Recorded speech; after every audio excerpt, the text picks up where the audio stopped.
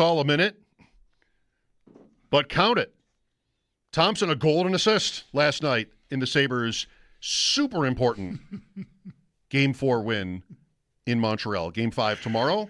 I love that we just spent, 7 or 8 minutes of our lives, breaking down his game. What's wrong with him? What is he playing up to snuff? What's missing? Was it goal and assist in a playoff game? That's it. On the road. No big deal. Must win. Fine, almost. Fine.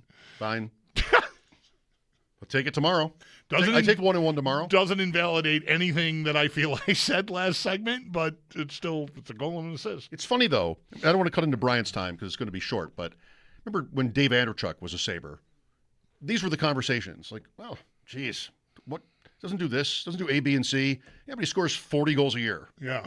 Is that worth anything? Hey, I'll tell you that I don't want to speak completely out of school, but I don't think Andrechuk ever had 11 points in 10 playoff games because the book on him was that that disappeared when the playoffs got here.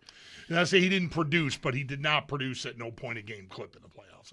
I'm almost sure of that. Maybe it's a little better than you think. Yeah, I hope so. We'll find out.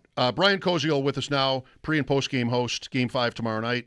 I don't know. Do you want to start on Thompson? Brian, do you have a quick take? We don't need to. He wasn't the story of the game or anything. Who was? Maybe Luukkonen probably deserves. Or Benson. Well, I'm guessing you probably talked about them a lot today, so I'll throw Samuelson in. I was really, really impressed with his game last night. 6 hits, 6 block shots. The block shots last night, unless they changed the stats overnight, it was 27-6 in favor of Buffalo. Now, Montreal had quite a huge margin in shot attempts, so that obviously maybe shows Montreal had some sort of control of the play, but in the fact that Buffalo was able to defend so well, I think that's something that's worth noting. And it wasn't just Samuelson, too. Darlene had 4, I believe. Timmins had 5. I mean, these guys are laying it on the line there in the third period. But I just thought, if you look at Samuelson, he has the goal. It feels like there's some of these elements of Samuelson now that are just so well-rounded that we have just never gotten previous years. On a night where he, what did he score, once a year, twice a year? Or we'd get him on a night where he'd block a left shot. Last night, he leads the team in block shots. He leads the team in hits. And he tips in with the opening goal of the game. It's just kind of almost ho-hum now for him. It's super impressive how his bar has been raised from previous years. And that's not even just some floater from the point that bounces in off a couple of defender shin pads or anything. He's joining that rush. He's up there in position. I don't know if he was banging his stick or yelling for the puck, but he was open, presented himself as a great option for Norris. Norris puts it right where it needs to be. And Samuelson, this is funny, the year he's had, right? If he makes that play a year ago, I'm going, well, he just shoveled it at the net and it beat the goalie. He was fortunate to beat the goalie. He's had the year he's had, and he scored the goals he scored. I'm like, he knew what he was doing. He didn't just shovel it. He knew he could beat him to the post, and so he beat him to the post. Right. That there was more to it than just close your eyes and hope kind of thing. A year ago, I would have said that about him. Now I think he's more savvy.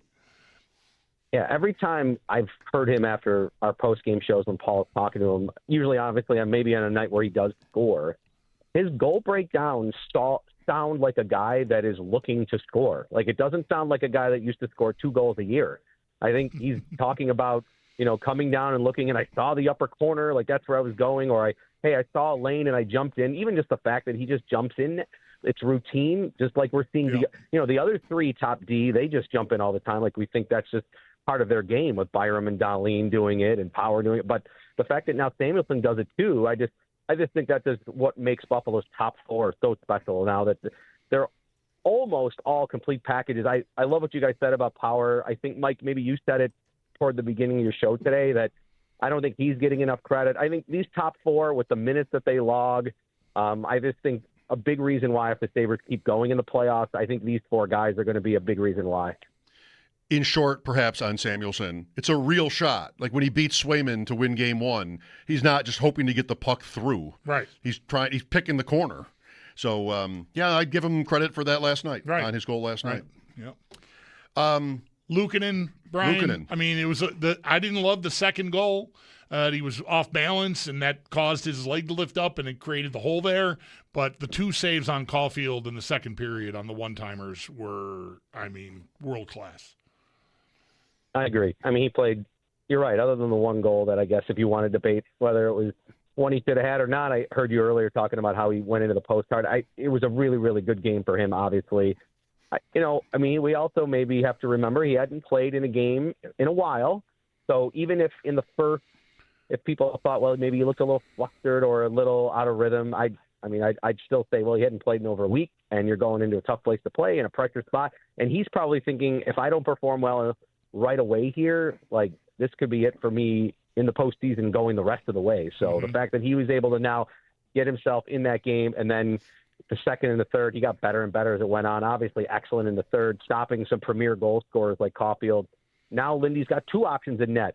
And going back to the rotation, I think sounds like a good idea. But playing Luukkonen again also sounds like a good idea. I think Lindy's holding all the cards here. I think probably whatever he does, I think, maybe tomorrow after the morning skate, I'll probably be sitting there nodding, saying, yep, Lindy, I shouldn't question your thought here process. This sounds right. And I think he probably doesn't have a wrong decision, I think, with going with either goalie tomorrow. That's an interesting way to put it. Because if whoever he goes with falters, there'll be a lot of, why didn't you do, the other thing? Right. So it's a luxury, but maybe also a curse, I guess, to have this. One of those, if you have two starting quarterbacks, you don't have any. Because it's kind of on the coach, whereas with Montreal or Boston, it isn't. It's not going to be Martin St. Louis' fault if Dobish costs some games. Like, it's just, what else was he going to do? Right. So that's makes the second guessing probably also easy to argue too, because they are both so good. Like, you could, if he goes with line and he falters, then it'll be easy to say he should have kept with Luukkonen and kept it going. If he stays with Luukkonen and he doesn't go, we could say, well, maybe he should have stuck to the rotation. And, in that sense, I guess I could spin it that no matter what he does, maybe people might argue that it was the wrong decision. Well, if they lose, it'll be the wrong decision. That's all there is to it. Yeah. Right. That's up to us to straighten out, okay? Right. That's where people like us are important. One last thing on them, so we got to get to your PGA picks here. Helenius is the other piece that went in yesterday. And, Brian, I didn't make a note, maybe you did, of exactly how late in the third period, protecting the one-goal lead, he was out there. But I know it was after that last TV timeout and might have been within the final 2 minutes, which really says a lot. Yeah, that chance that he had, I think the second one was the one that grazed the post. Correct. I remember writing it down on my notes. It was like around 2:40 something left in the game there. So, and then he was still out for a little bit more on that shift. So, yeah, it probably got down to close to 2 minutes before he ended up getting back to the bench. So, yeah, what a move by Lindy. He's been making a lot of good moves this year. And, the time that you put Ostlund in, he performs. The time you put Helenius in, he performs.